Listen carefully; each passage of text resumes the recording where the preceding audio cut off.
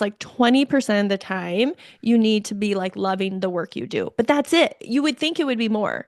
So it's not like you have to love 90% of the work you're doing, but it's like, do you have 20% where Yeah. you're getting into that flow and it's feeding you? Because usually that's enough for people. Evaluating the flow of like, when are you getting clicked on? Is that enough for you or not? And then if you find you're in the or not, that's when we start thinking career transition. When I'm considering career transitions or I'm considering how I move or what I want to move forward, I have to have empathy with the people closest to me because it allows Mhm. me to feel and understand the emotions of my wife or the children or where we're at and be able to absorb that rather than, well, I'm going to make a decision, but it allows me to flex my decisions around understanding the emotions of what it will bring to the people closest to me. Hi, and welcome to the Thoughtful Talent Show. I'm Jen Werner of Jen Werner Coaching.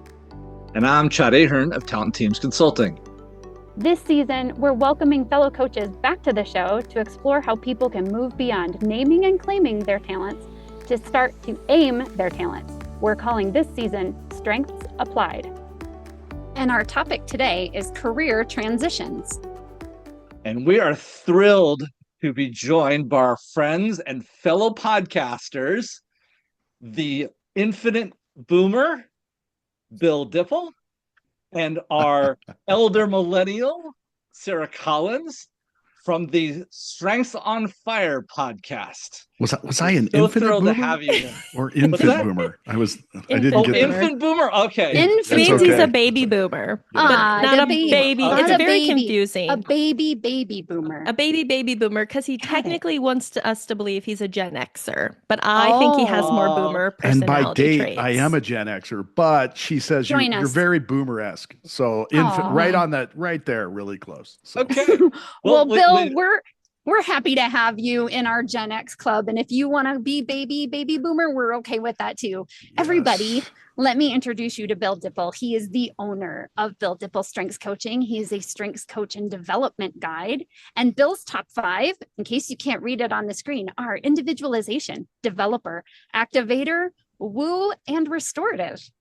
I'll take it. I love it. And now that I know we're all Gen Xers, Sarah, you're outnumbered today. I'm liking I'm not this one. afraid of you. I Bring am it. not afraid. I am an Never is. elder Never millennial. is. I can hold Nope. my own here. Never is. And I also I'm gonna grew take up a in a moment to bar with a bunch of adults as a child. I'm an only child, so like bring it on. Let's go, older people. All right. and I have the pleasure of introducing our good friend and solo millennial on this episode, Sarah Collins. As you noticed from her title, but for our listeners, she's a coach and facilitator at the Collins Collective. Her top 5 are positivity, woo, communication, activator, and harmony, which is the only one I share with you in a top 5. So we're thrilled to have you here. Jen, I want you to help sort of set the stage. Why are we talking about career transitions? Why are we having these awesome people on? Kick us off. Yeah, well, with all the disengagement that's in the workplace, it's so easy to see why people are leaving their jobs in search of something more, something better, transitioning from one field, or maybe they're feeling completely stuck and they want to do something different. Whether they're stuck in their current job, the field, we're hoping that this episode will give you confidence and courage to take those next steps to the role you want to play and the future you want for yourself. Now, Chad, I know that you are going to come to us with some great stats about this. So share us, teach with us. Yeah. So along with the disengagement, we already know that active disengagement is in the 20% range.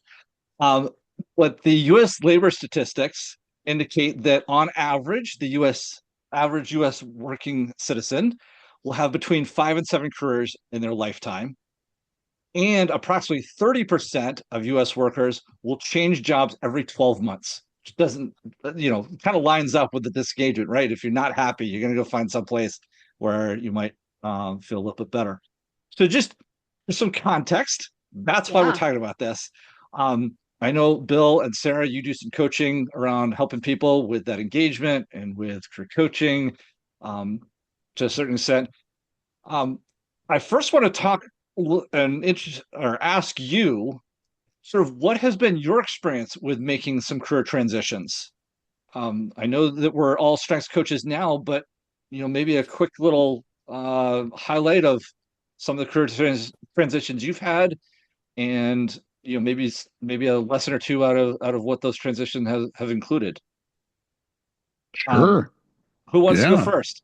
Oh, either Sarah. I think Sarah, ladies first. Come Oh, on. wow. Thank you. I didn't Of want to course. talk over him, so I was just going to let him run with it, but he threw it up. I'm going to hit it out. Well, funny enough, I went to college not having any idea what I wanted to do. I come from a family that had no one went to college. So I was a first generation college student, and no one really helps you figure out like who you are.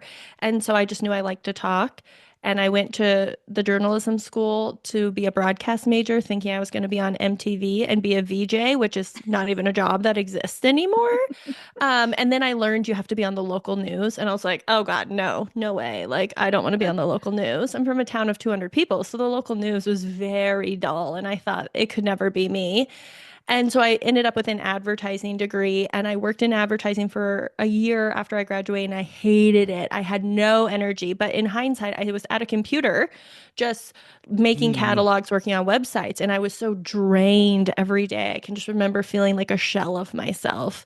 And so I ended up getting a job working in admissions for a university and I love this, but I was traveling 6 days a week, going to high schools, talking to young people, talking to high school counselors. And I thought, I meant to do this. I want to do this the rest of my life. I love it. It gave me so much energy.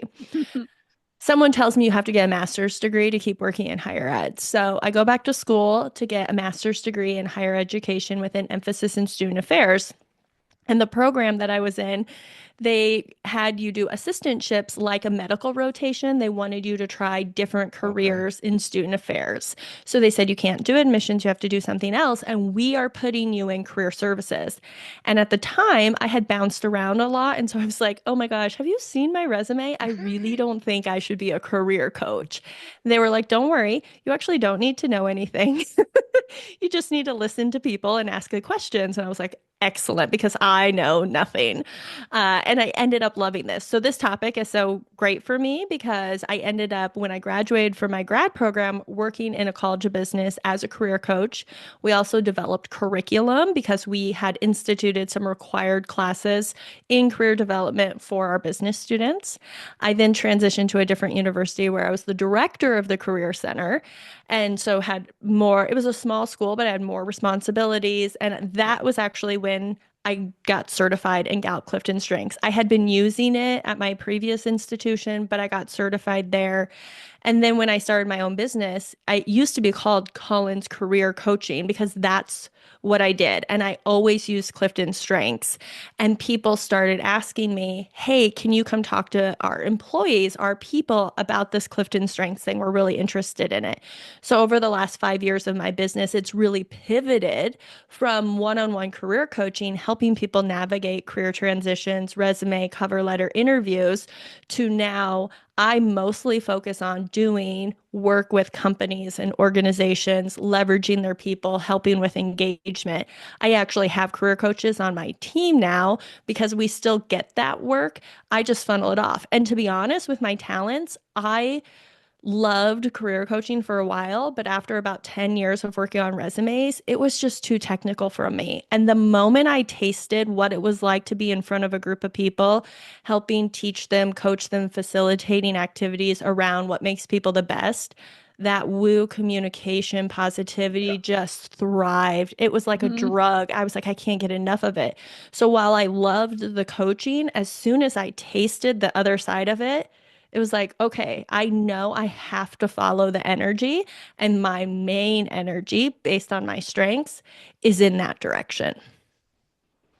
I Love can so it. hear the woo coming through there. Like as soon as you Yes. got a taste of an audience, hello. Yeah. Yeah. Oh, that's awesome. We're gonna get more So into the themes great. in a second, but I really appreciate that nugget of like all of a sudden you tasted something, and all of a sudden you had the opportunity to tap into that thing, that strength. Boy, that clues you into some of the where our career transitions do and don't work, or what jobs do and don't resonate. So, I love that. I want to come back to your things before we do that, though. Bill, as being the elder statesman in the room, um, hey, Yes. I'm gonna play on it. If you're gonna go Come Go, on, for but come on, go, infant boomer, show it go. up. I love um, it. Yes.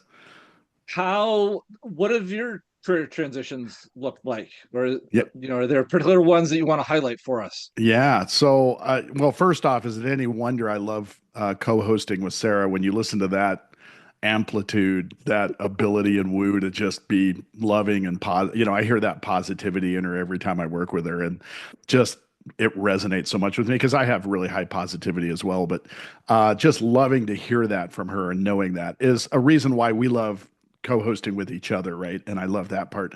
My apologies. I thought my job was to dispel quitting and getting so my career story. No, I'm kidding, but my career story is a little different than I would say the average bear. I because of my advanced age. There you go. I'll play on it for you. Uh, Extreme experience is what I yes, like to Extreme refer strength. to it yes. as.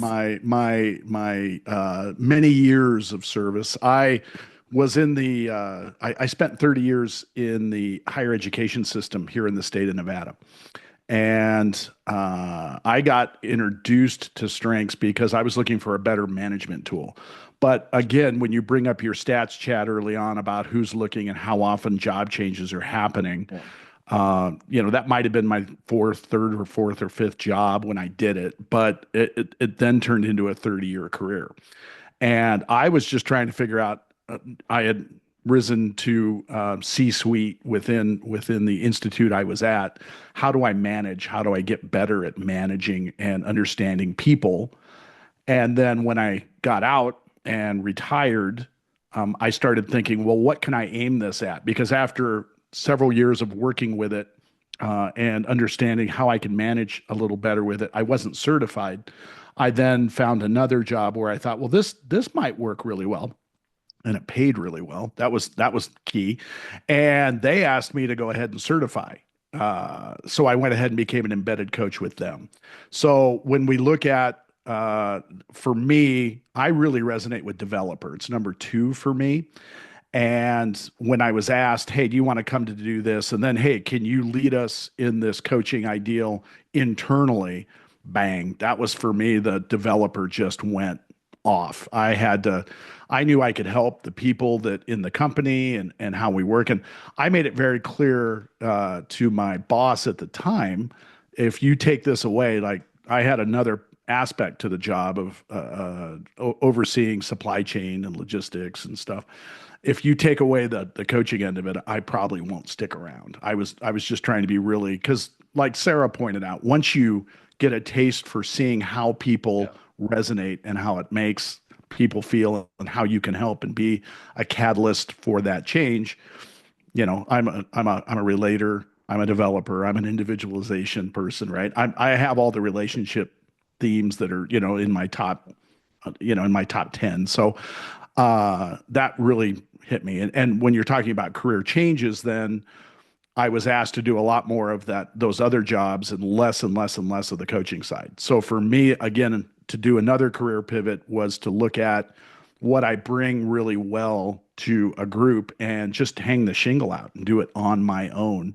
And then we have four other coaches that we deal with totally to work on specific things we do. We have a PhD that designs coaching around schools, but that happens because of my higher education experience. So we kind of narrowed into those, and we have other coaches that will fill other areas for us. And I just Sarah, I get why you and I get along so well when we do this, because I heard her say it meant so much to me, and I stepped into that, and that's exactly what it was to me. Stepping into it, knowing how it felt, knowing how it moved people, and then being able to expand it internally was just it was nirvana for me. I Jen, I know love you. that. So Yeah. yeah, Billy, you're speaking my language here, because that was my experience as well. I'm like, I have, and I wanted to kind of keep mine a little more high level, but I started in architecture, facilities management, working within architectural firms for the longest time. That transitioned into managing furniture and then selling furniture to big corporate offices. And then from there, I was introduced by a new manager that I had. She was new to the company, and she introduced me to Clifton Strengths, and my world exploded. Like, things fell into place that I never understood about myself before. Being high executing and working with all relationship building, I was like, oh, this is why we have to do everything as a team and no one can do anything by themselves. Okay, now I get it. And once I understood the power of how that helps us all work better together, I couldn't let it go. I'm like, please, please, please, please, please. I went, got certified by myself, like for myself, and then begged our company to please let me do this with everyone else in the company, because I saw such huge improvements in our sales when we understood how we work together as a team.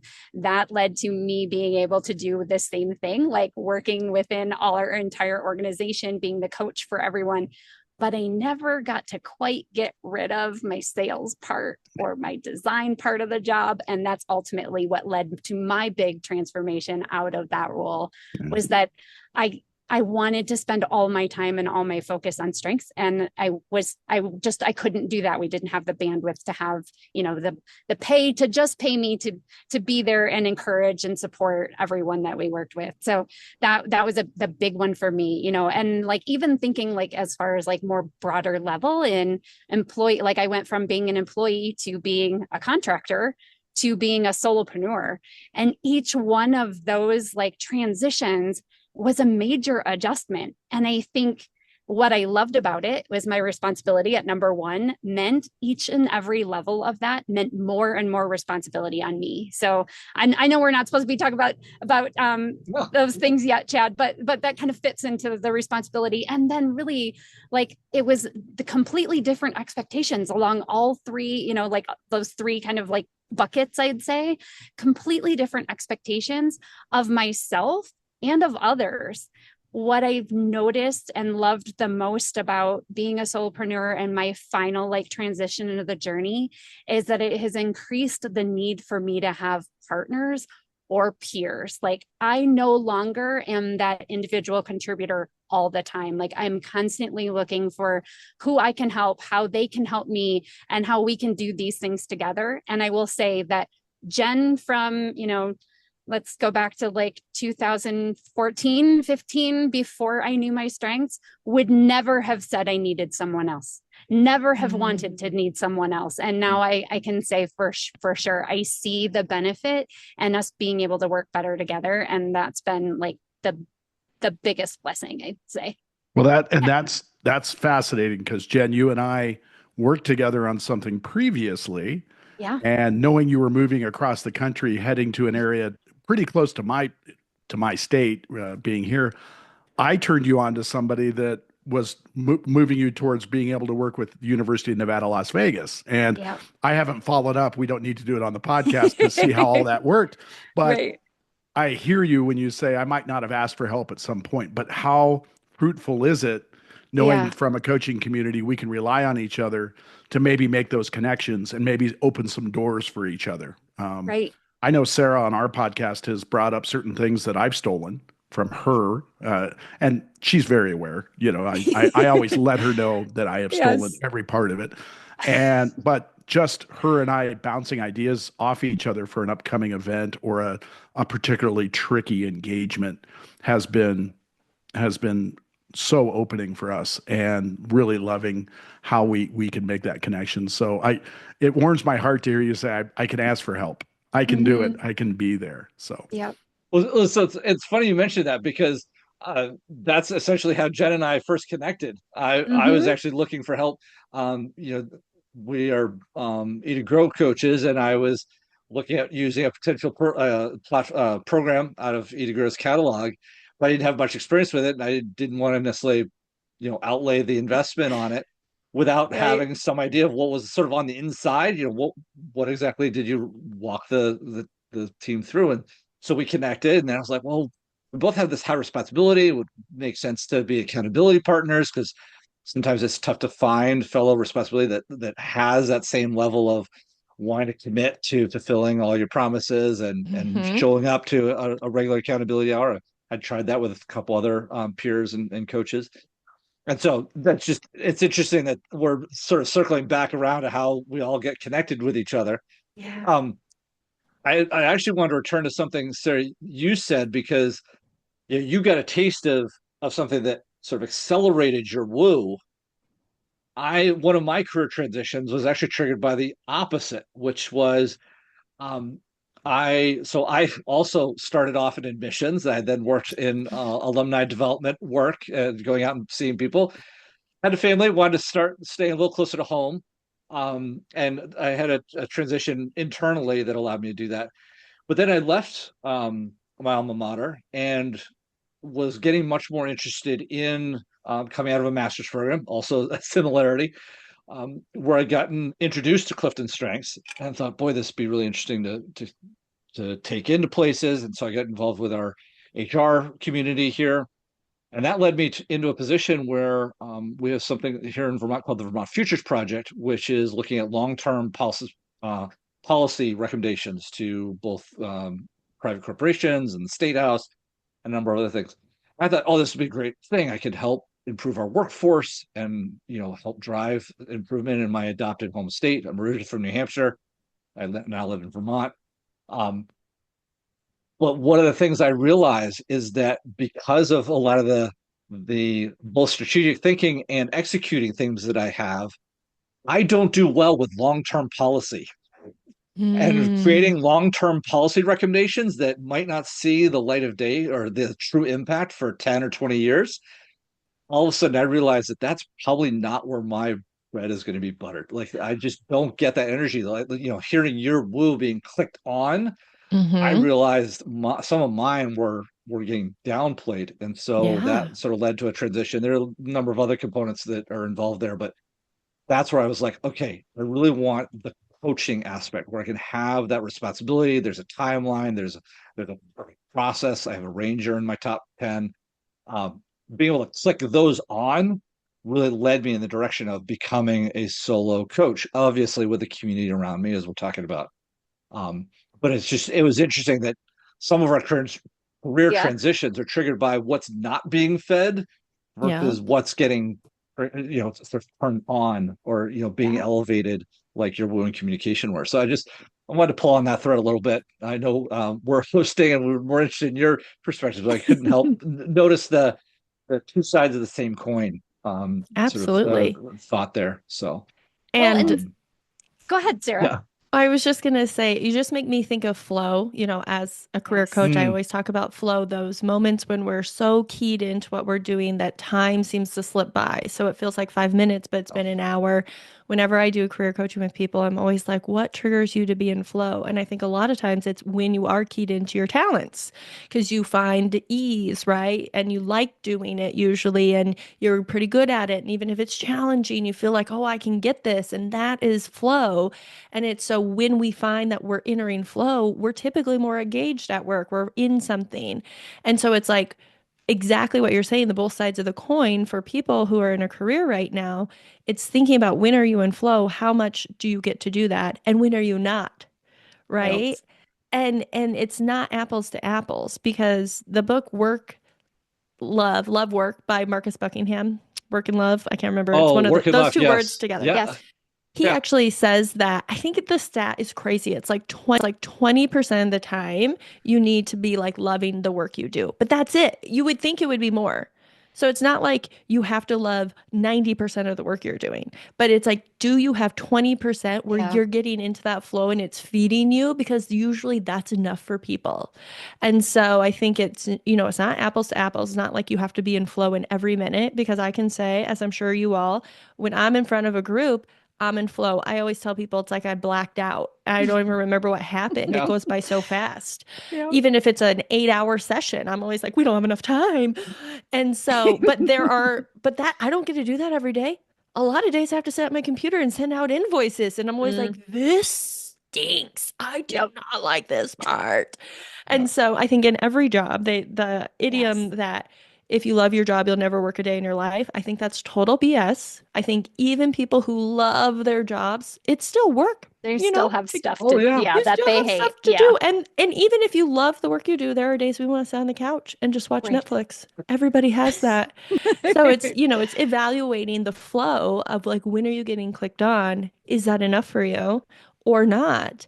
And then Yep. if you find you're in the or not, that's when we start thinking career transition. Yeah. Oh, Sarah, I love that you brought us there. So will you share with us? I've heard your woo. I hear your communication and your positivity shining through. Can you share with us like what strengths you feel like have really been helpful when you had to make that transition? Yeah, I think the thing that I rely on relentlessly is my responsibility. And I actually will even have clients who I'm close to and other coaches say, I think a unique thing about me is I do have a lot of the fun out there strengths, but I have an anchor. Like I Yeah. always do what I say I'm Mm. gonna do. I always show up on time, and I think sometimes we can find the like really fun, flighty people don't have the anchor. They're like Mhm. the balloons. And Yes. I am like a balloon with the anchor on the table.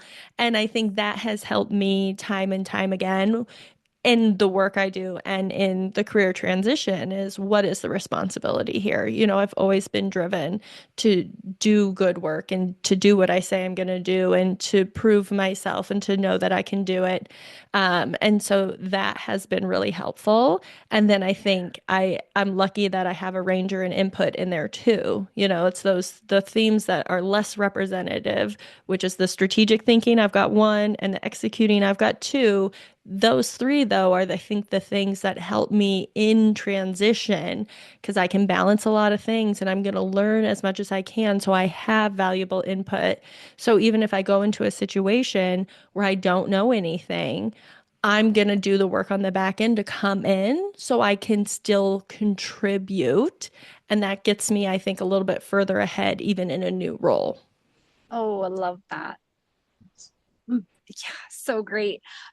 And your anchor with the responsibility, you know that that's speaking to Chad and I on our high responsibilities as well. Bill, tell me which of your talents do you feel like have been the most useful? Oh gosh, woo developer. So Okay, break that down for our listeners. Oh, I love His own that. language. Yes, I was that's say gonna it our say, again. Say Sarah, say it Sarah and I again have and then define it. right woo developer. So Love it. for I know Jim Collison says it all the time. Woo is the best theme, and then he jokes. He's like, "No, I'm kidding. There are no bests, right?" But it has been, Sarah and I met at Charlotte's amazing event through Mm. Woo because we were both, wooing a room a little bit and then wooing each other as far as, hey, we should consider this and do these things. So Woo has Yep. really made a big difference in my life. And I have pointed this out before. Woo absolutely pushed some people away early on, or I allowed it to, where I was too wooey and people were like, "Well, you can't be this way. You're too nice. You're selling me something." So Mm. I definitely had moments where that would come up. I always will say developer is probably my number one theme. It's number two on the list, but when I heard developer for the first time on the Gallup podcast, I sent it to my boss at the time in that mid job, the one after the university. And I said, if you want to know anything about me, just listen to this. It's a 20-minute listen. Download it, listen to it on the plane. You want to know me? This is exactly it. And having Micah and Jim break down how developer worked and what fuels them and where it went and it was just and Sarah will validate this. I get a little teary sometimes. I'm not always I can Aw. get a little emotional. And I heard it, and I think I was halfway through it, and I was just like, "Oh my gosh, it's like you're in my soul." Mm. And then because I have to be kind of deep into the relationship themes, my empathy plays really well for me. It's number six, but it is something that I always feel. And again, I bring up that emotional ability to emote and to have a little cry moment for me. My wife and I watched The Pit, the television show, and Renee didn't watch it.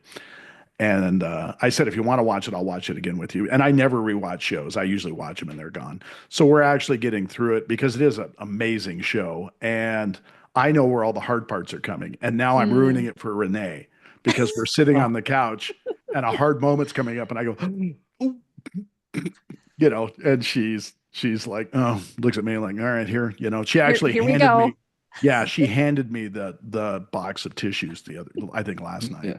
I had to laugh So, at it. I was like, so, Bill, can I just clarify? First of all, awesome walking us through each of those.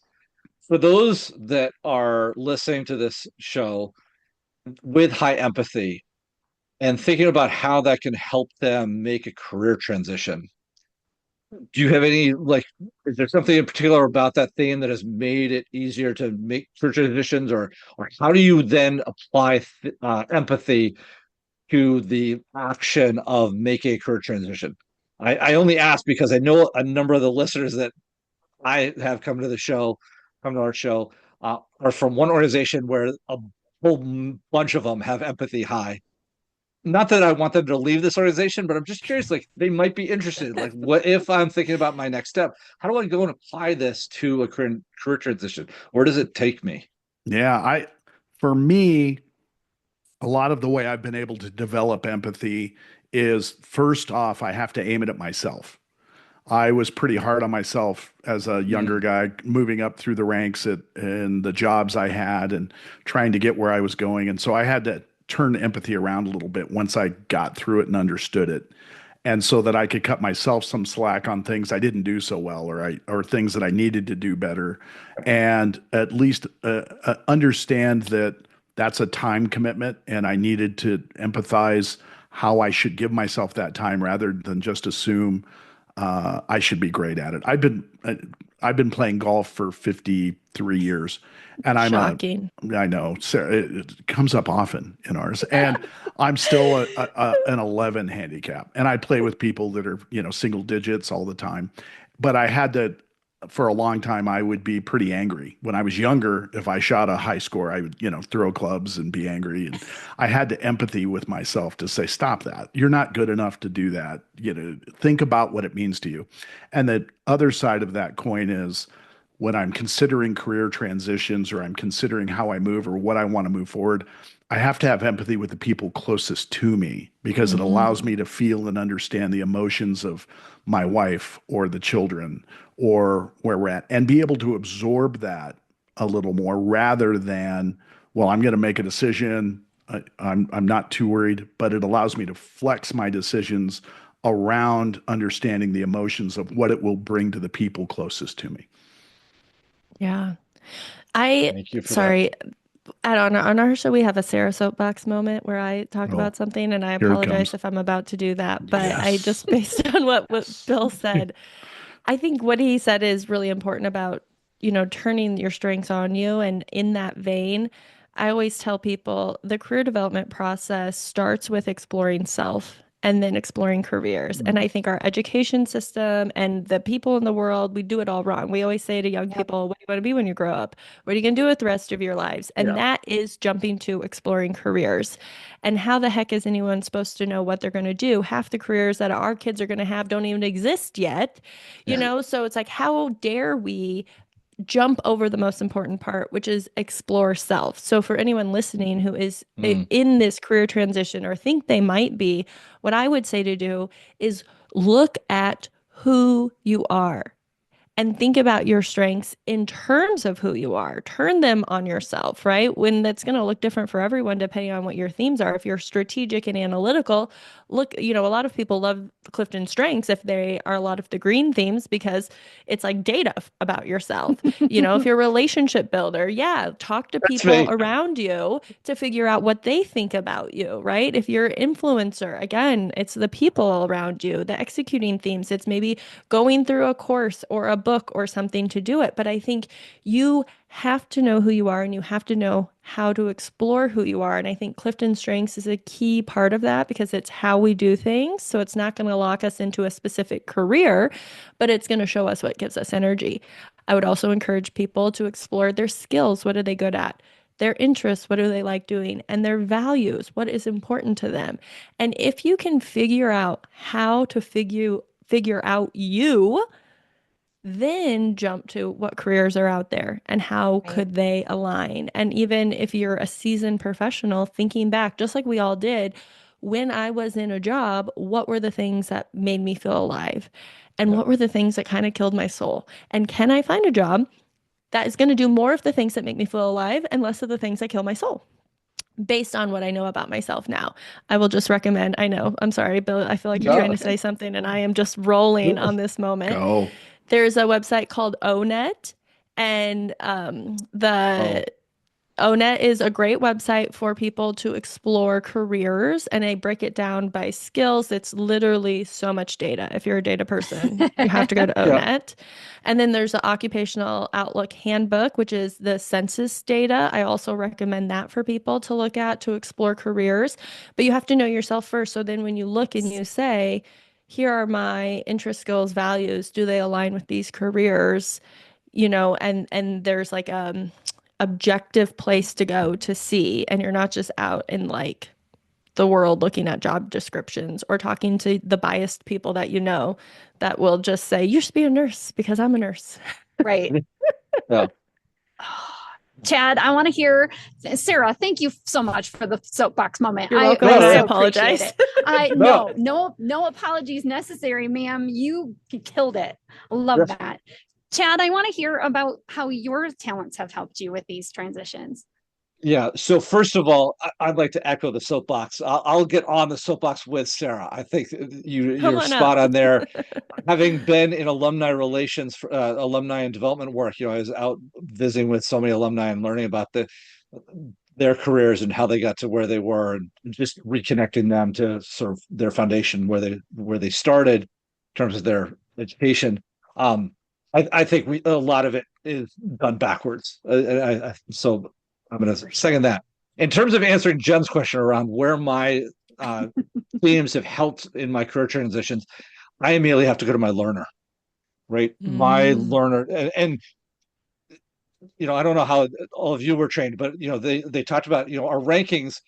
It doesn't really matter the intensity. Like, so you could have one that's way up here, and then the next three or four are way down here, or they could all be really closely grouped together in terms of their intensity.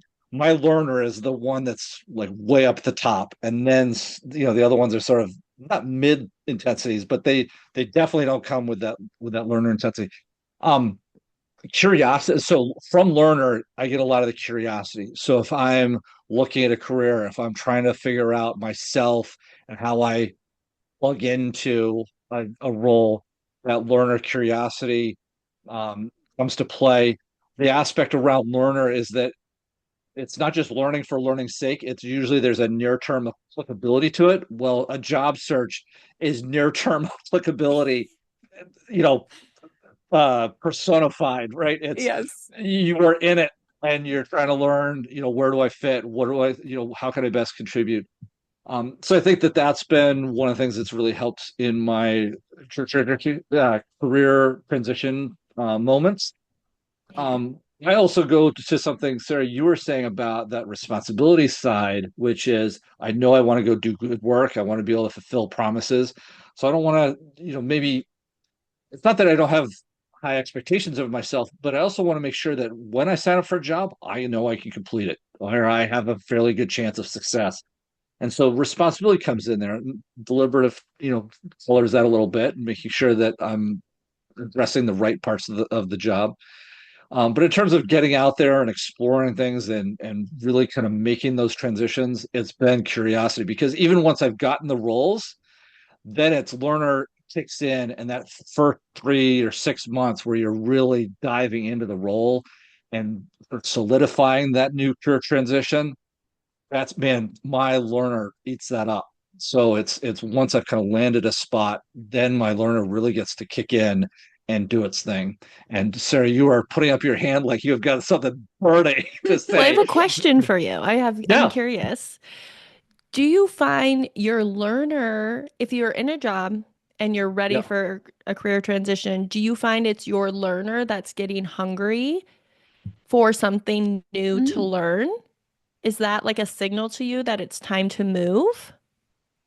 I would say that applied to so I had two different roles in in alumni and development work. So I was a frontline fundraiser first. So a lot of that was out Mm-hmm. and about, going and seeing people. You talked about this 6 days a week. I've done that too. I was an admissions counselor before alumni work. Um, Year 6 and 7, I was like, okay, I've kind of got to know my people. What else can I do here? And yeah, Yeah. starting to search around for like what else is going on. I started to kick in at the time. I was leaning into a lot of my analytical because I was trying to figure out better ways to evaluate the data that we already had, Mm-hmm. giving patterns and what classes might be, what alumni classes might be more willing to contribute than maybe others, or there were certain aspects. But yeah, my learner started to dig, and thankfully that transitioned. Some people started to take notice, and I became a donor relations officer. So I started looking at patterns, Mm-hmm. the donor behaviors that we wanted to celebrate made me a good transition. And then I had a whole new kind of field. I didn't left the institution, but I had a whole new field of Yeah. data to go dig through. So Oh, yeah, so my learner kicked in. yes. But at the end of that, that's where I started to like I was finishing up my master's, and that's where I was really getting introduced to all this like how can work be better? Where does Clifton's strengths play in? Sort of the people side of business. I was in what's called an MSA program, so a Master's of Mm-hmm. Science in Administration. Think MBA with a lot of liberal arts mixed in. So it was about the people and team dynamics. So it was then I kind of like Jen's story was looking around and like, boy, this would be really useful to work within our own team. They didn't have a whole lot of takers. I really appreciate it. I think that there's a lot of, I'm sort of envious a little bit about the situation Jen was in, that people wanted that sort of team experience. But yeah, I started to get hungry for something more. And so I have started to keep track of like, okay, and I think that's why coaching really appeals to me, is that you're always being exposed to a new team, Oh, a new yeah. environment, a Sure. new set of challenges, and helping people. So yeah, my learner really does have that hunger. And if it's not getting something new, if it's not getting a different plate of food every once in a while, yeah, we need to change restaurants. Absolutely. I've seen that happen with people time and time again with learner, where if you're in the role and you feel like you've mastered everything, that learner gets Yeah, hungry. And like you said perfectly, wants a new plate of food. So it starts thinking like, what else is there? What else? Because yeah, I want to learn more and I feel like I've mastered everything here. yeah. And I would clarify that around. It's not so much around being like having mastery. It's once it starts to become even remotely Mm, redundant, yeah. it's like, okay, now I got to figure out either a new way to Yeah. look at this, or I've got to go find a different plate. Yeah. Yeah. Really good So stuff. yeah, Jen, I don't want to leave you out of the question you asked the three of us, but are there Yeah. particular themes that has been really helpful for your career transitions? If you want to highlight one or two. Yeah, I'm sure, Chad, that you will not be surprised at this, but the belief for sure was is my Mm, my jumping off point is for sure starts with belief. I think everything I do is driven by my belief talent, and that is tied deeply to my values. As soon as I saw like selling and furniture sales numbers were more important than making sure all the people knew exactly what they do best and make them the best at what they do, encourage and empower them. As soon as that was less important than the sales, it was time for me to move. And I think also, not surprising, activator, because it will get mm, me started and moving way before I know I'm even ready for it. And sometimes I hate that in the moment when I'm going to do something and I'm like, why the heck did I sign up to do this? Why did I say yes to this? In that moment, I'm always like, oh, and as soon as I'm in the moment, as soon as we're doing the thing that I was so like, oh, why did I sign up for this? I'm so thankful I did. So, that belief pulls me to those things that mean something to me. And the activator just makes sure I get there. And the responsibility, of course, makes sure I keep that promise, because there's no way I'm going to not show up when I said I was going to. Yeah. Nice. So we've talked a lot about how our themes have shown up in our career transitions. We're all coaches. And Jen, this is probably a little bit more in your territory, but I'm going to ask the question because Sure. Go um, for it. you and I have conversations around this of like there are people in organizations that are maybe the odd person out, or they might not be as noticeable, or just feel like they don't quite fit. Unseen, unheard, Unseen, forgotten, there you ignored, go. all of those things. Yes. Yeah. So as fellow coaches, Bill and Sarah, I'm curious if you have thoughts about how you help those people maybe make career transitions or help them realize that they're being unseen, unheard, underappreciated. What thoughts do you have in this context of we're talking about career transition and those people that are fall in that group? Yeah. Well, I mean, I'll kick that off. Go for it. In my sphere, there is no odd man out, which means I'm the odd man out, right? If I don't know who the odd man out is, it's probably me. But seriously, that we do coach with a lot of internal teams and teams within whole organizations where management may point somebody out and say, that's our rough spot. Or we may coach and work with teams where a manager is saying, I can't get that person to do something specific, or I can't get a whole team to do something, step up in a certain way or go where they're going. And for me on our coaching practice, the very first thing we have to do is give them information. And that information stems around, I mean, if we start with just the Clifton Strengths assessment, and we can work with a team so that if you are the quiet one, if you're the odd man out, what is fueling you? What is the nirvana that you get from this? And what are we asking you to do that is shutting down in that quiet mode? And the answer quite often is nothing. This is exactly who I am and what I want to be. And just, I would say, probably more often than not, the idea is getting management to understand you're actually doing nothing wrong. You are working correctly with the person. This is what fuels them. And it's that ability to understand each other better for the odd person out than to understand why the odd person out is doing what they do. And that for me is generally where I find the biggest Play-Doh area from a toy point of view to say, let's play in this area and talk about what that looks like for both of you. Yeah, Bill, I I totally, love that answer. Yeah, I, Sarah, go ahead. I was just gonna say, I totally echo that. I was thinking like I would talk to the person first to see what their perspective is. Do they feel unseen, unheard, or do they like their corner? I think careers have seasons also. I think that we have the trap of thinking we always need to be on, producing, climbing the ladder, go, go, go. But Mhm. like we have whole lives we have to live. And so sometimes people are in a season where they're like, I can have my career on autopilot. And I have a sick parent I need to take care of right now. So my attention is there. So it's okay. I'm doing what I need to do. Yeah. I'm not climbing the ladder.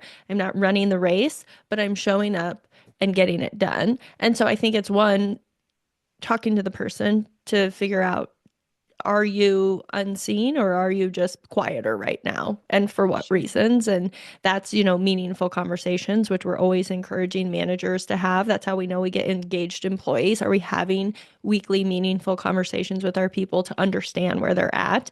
And then a lot of what Bill said about strengths is a tool to have a shared language to understand each other and to have empathy, to understand what makes someone tick. How is someone showing up? And I think we can use the top strengths of someone, and if they want to do something else, if they want to get there, we can look at the strengths they have to help them figure out, how do I aim these strengths to get where I want to go, whether that's being more engaged in my team or finding a new role in my organization or leaving my organization or changing industries and changing careers completely. We have to do it the way that is going to be easiest and seamless for that person, which is through their top 10 strengths, in my opinion. Yeah. And everyone's going to do it in a different way. And it could just be changing their mindset about how they do it based on their strengths, right? So I'm always saying like people and influencing people, they need people to get energy to do things. Yeah. Executing people need to do things. And strategic thinking people need the space and time to think about it. And so even that high level, without getting into the specific strengths, can really help empower people to move forward a bit more. I also think I say this on our show all the time that strengths turns criticism into recognition. So Mhm. if you're working with someone and you're thinking, are they engaged? Do they even want to be here? It's using their strengths to say, hey, your communication was showing up a lot in that meeting. I wonder what would happen if you turned into your restorative. What if you came into that meeting trying to solve problems instead of trying to just tell everyone what to do? So it's using these techniques. It's not a trick. So we're not manipulating people over here. Magic Uh, tricks. to talk to people in a different way that is all based on positive psychology, which you're going to get more reception from people than coming at people of like, what's going on with you? What that meeting was a disaster. No one is going to like rise to the occasion with that. But if you can come at it from, I saw a talent, curious about it, curiosity will always win over judgment. Yeah, and Absolutely. Oh, I I want love to that add, quote, by the way. yeah, I want to add to that too in one way. When I was working in that university environment, uh, I had to learn, and Gallup helped me get to this too. I have to understand the mechanisms behind what it is and get myself out of my own way quite often as a coach. So by saying that, when I was in that university environment, I oversaw staff in Las Vegas. We have a Las Vegas campus as well. And we had a gentleman that sat at our front desk, and wonderful, great guy. He had an education degree, wanted to be a teacher, but he sat at our front desk and helped people go to either our facility or a museum we had on site, and would just sit. And I thought when I took over in that role, I'm going to lose him in a year, 2 years. I got to find someone that'll fill that. And that's on me because I couldn't sit at a glass desk open to a glass door day in, day out and watch people come in to say, where's the museum? I mean, I guess I could, but it doesn't motivate me. Sure. And then because we're in a pretty busy part of Las Vegas, the cops would roll in regularly dealing with homeless Mm. people, and there was things going on. And I just instantly thought, well, I'm going to need to find someone to do that. And I kept an ongoing conversation with him. So, Grant was his name. Grant, what are you, how long, how are you going to be? Oh, I'm going to be here. Yeah, I love this. No, I'm good. I'll be here. But I was always thinking that can't be true. That can't be true. And I had to get it out of my way. I had to look at Grant from a strengths point of view and realize he absolutely loved watching humanity go by in this huge glass front end. And then at night, turn his teaching into something else and work with other people. And getting owners and managers to see that level of detail sometimes requires us as coaches to do that first and Yes. understand how that goes, and then being able to step into that role. What I loved about what both of you had said is that we're getting back to that, like knowing yourself. So if we're talking specifically to that person who is the one who's feeling unseen and unheard and devalued or whatever that is, I think the tendency is to try to be like others in order to get yourself out there. And that's the opposite of what we want to do, right? And that's why I heard that from both of you. You didn't actually say the words, don't try to fit in, but don't try to fit in. Like this isn't a place to like make all of our cogs the same size. We're different sizes and shapes and do different things and have different talents for a reason, because we need each other. We need those different types of people. If we were, all like Bill, no one would be wanting to sit at that desk to be the one to point the people in the right direction. So I just think it's so important for us to just be honest with ourselves and what we need and share that honesty with others. I think that was one of the biggest things for me in making the transitions. I was not sure I wanted to make one of the transitions I made throughout my career. And I was just very honest with myself about what I wanted, what I needed. And I was very honest with the person on the other end of the phone where I'm like maybe getting a job. And I was stunned that I got the job anyway. It was one of those, like, I was so honest. I don't know that anyone really should have hired me for that role in that moment, because I was saying what I truly felt and needed. And when they were like, okay, we can do that, I'm like, well, okay, then I'm going to start, I'll start work, next week, or Let's whatever do this. that thing was. But I think that's the power of knowing yourself, is when you know that and you know what you need and you can share that. It's the way others can start to see you without, like you said, like having to play the tricks, having to manipulate the game, having to put yourself in a place that really you don't fit. It might mean you don't fit, and that's okay. Mm-hmm. Yeah, Jen, I love that. I think it's so powerful because I think it is easy, especially when you're young and new, to get lost in doing it the way other people do. I know when I was first in higher ed, I thought I had to show up to my meeting, like, no offense, like an old man, and be like in my suit and be like, thoughtful. Not that you guys would show up that way, but there's like a lot of older men in higher ed. And I wasn't myself, and I was doing fine at my job, but I wasn't excelling. And when I honestly think knowing your strengths is power, because you get positive reinforcement for who you are. And if you can spend the time to learn about yourself through that way, I think it emboldened me to be like, you know what? I'm going to show up and be like, Jen, I love your shoes today. They're so cute.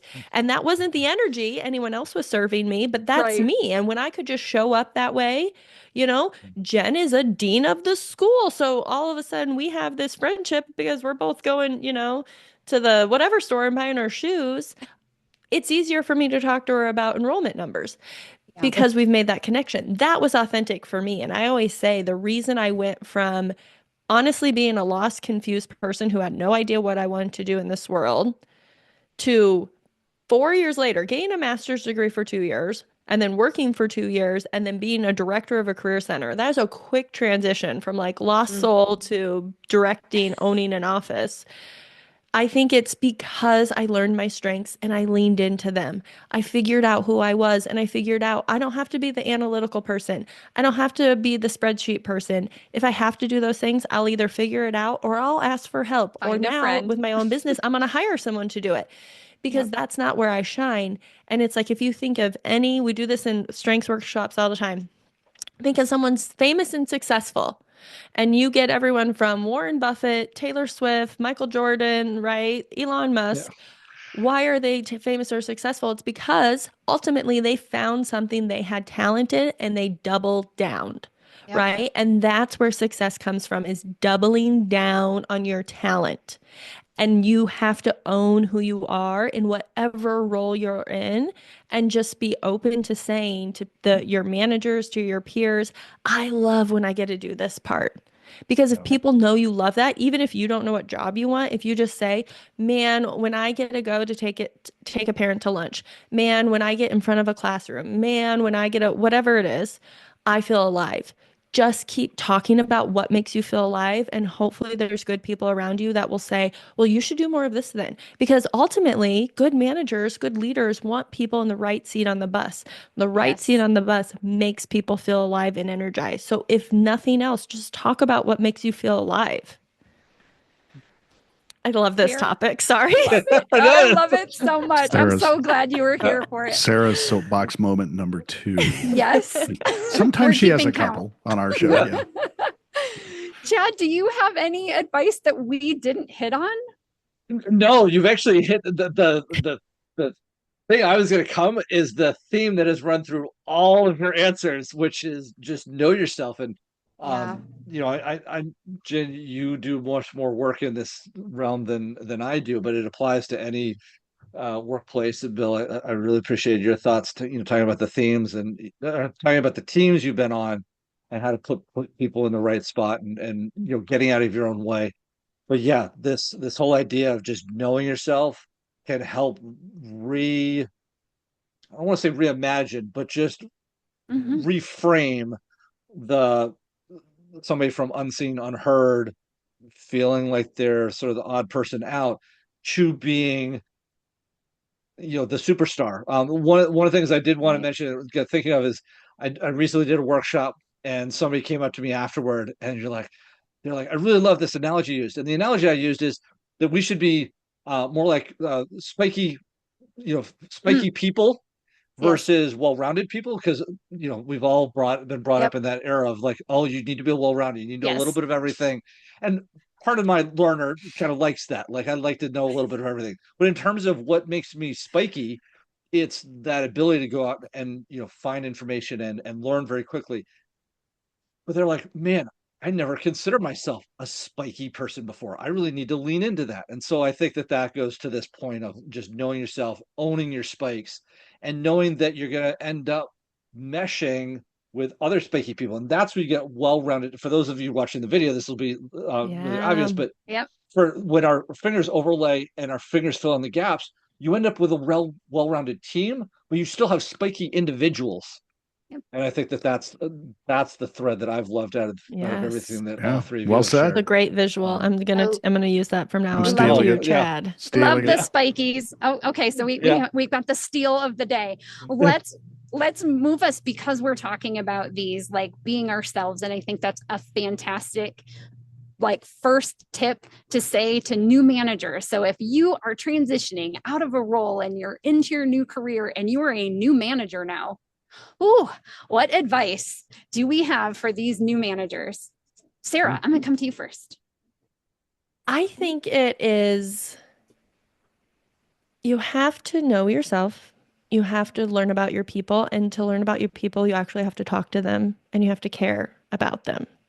Caring deeply about people is the role of the manager. And it will not always feel like the role, because you have a lot on your to-do list and you have these people, and some might seem more experienced than you and some might be hard to talk to, but it is imperative that you have meaningful conversations with them about who they are and what they're doing beyond their to-do list, because I really believe the only way to truly help people succeed in their roles, which is, your job as a manager, is to know them.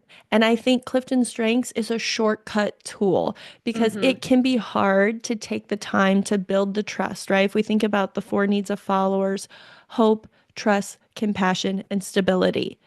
How are you going to instill hope and trust, which right now we're seeing is the two biggest needs, if you don't know who these people are? So you have to take the time, put it on, if you're an act or if you're an achiever, put it on your to-do list to spend time just talking to them about what they love, what they do when they're not at work, what's their favorite kind of pie, whatever it is. Like, you have to find a way that works for you and works for them, where you have meaningful conversations to know who they are. It is imperative. Absolutely. Oh, that was great. I love the, like, knowing the piece of pie, because you're right. If you're not having those deep, meaningful conversations, how else are you going to get to know someone? And if you just look at their strengths, that may give you an idea about what is important to them, but it doesn't really dig into the why. Like, why is that important to them? Yeah. What is it that's currently really driving them? Bill, what can you share for us? So sorry, I had to disappear for a second. You video watchers, You're good. something happened in the house. I thought, is my roof caving in? And Oh, it no. No. turns out no. My neighbor is trimming trees and has one of those chippers that's getting fired up. And I was so if Okay. the's noise in the background, you'll know why. Well, Sorry, didn't. You got great mics, because we don't hear any noise. That's Good good. work. That is good to know. So again, the questions around new managers, right? Yeah. How to Yeah. look at what they're doing from a strengths point of view. Do any of you use the managers report from Gallup? Yeah. I have on occasion. Yeah. Yeah. Yeah. I do find it pretty handy. I like using the formatting in it as far as a box that says do these things and some other aspects to it.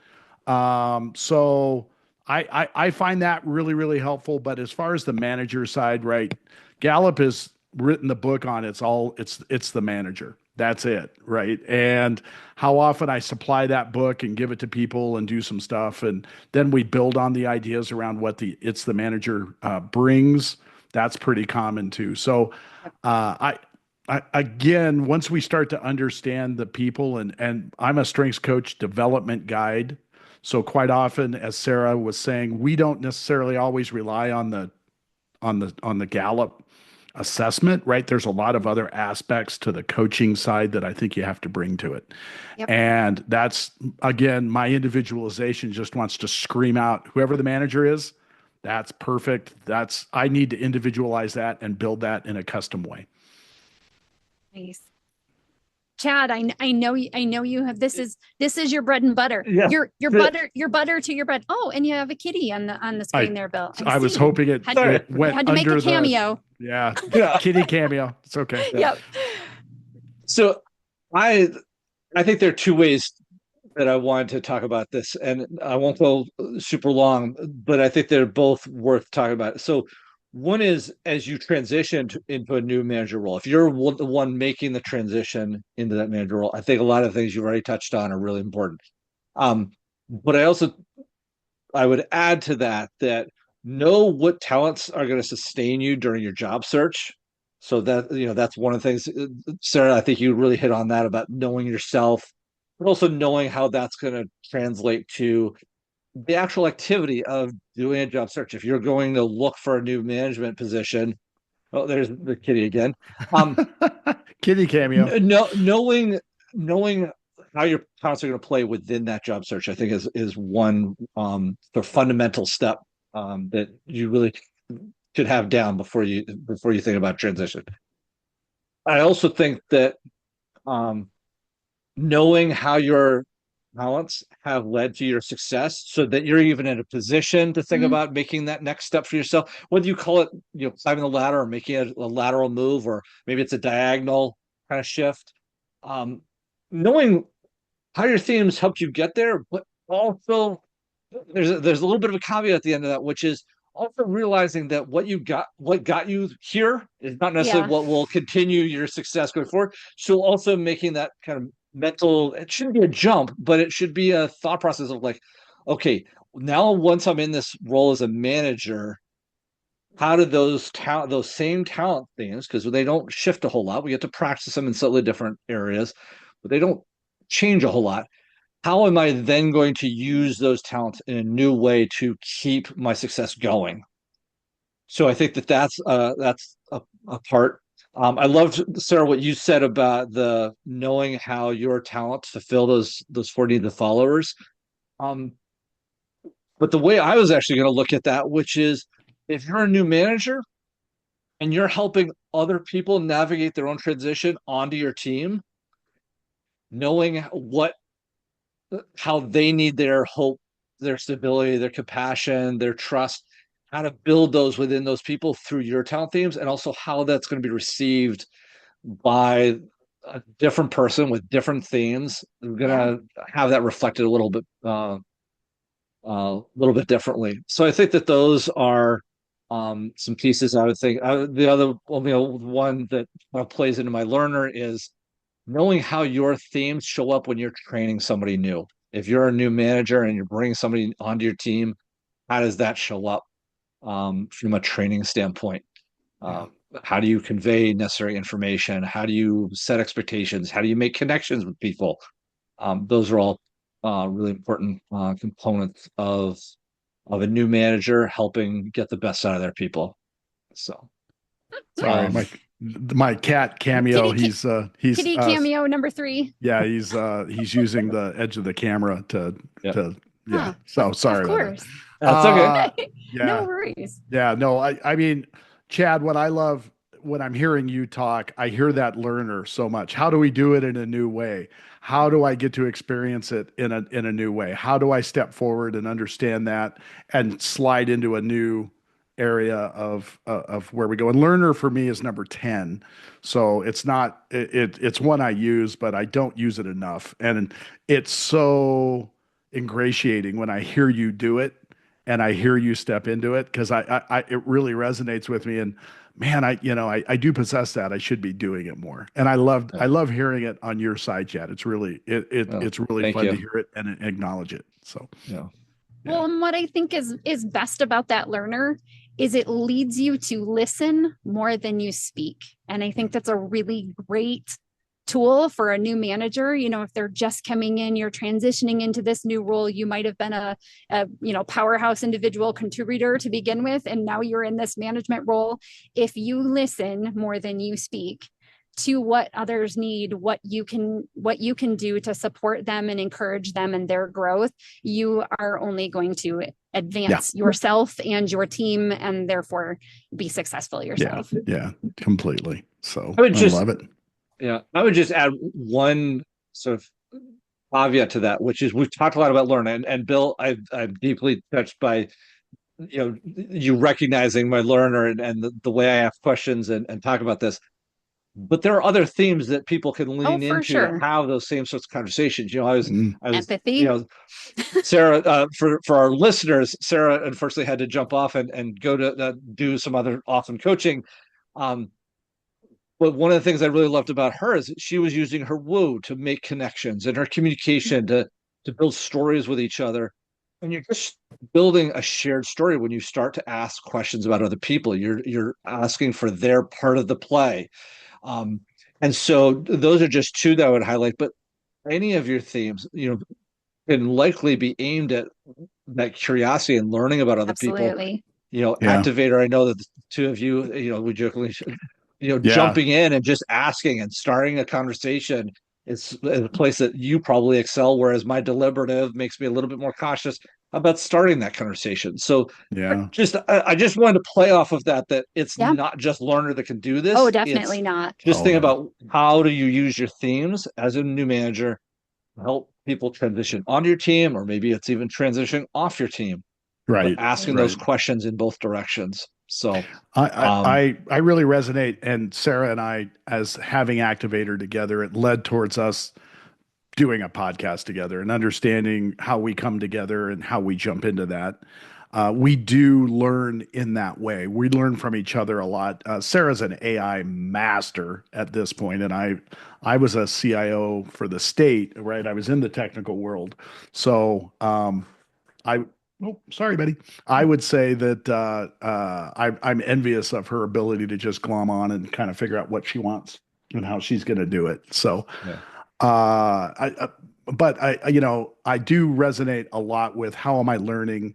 And Jen, you brought up empathy, right? I am feeling the emotions around understanding what it is that the people around me need, even if it's an individual and I need to learn something about it. Their passion will show up and resonate with my empathy. And if they're really passionate about it, then I'm all in, right? I got to know what it is and how does it happen.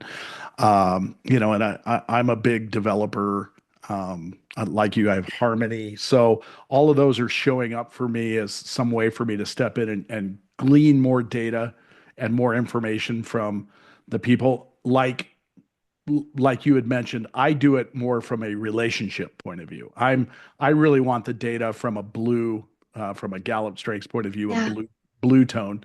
But it doesn't stop me from learning, and I constantly am learning. I had never done a podcast before Sarah and I decided to do this together. So there's my learner moment coming up at number 10, but I had to really understand the passion around what we wanted and how to turn that into action. Chad, it sounds like us, right? Your learner was like, we should do a podcast and bring all these people together so we can wring out the information that we know. And my activator said, sure. And then both of our deliberatives said, what did we do? I would say Sarah and I agree with that. That. We did our 30 episodes and we're like, what did we just do? What did we do? How did this happen? Right. So yeah. Well, I love this. I love this conversation about the learner and how we can use those different talents in order to learn about our, if we're a new manager, how we can learn about those around us.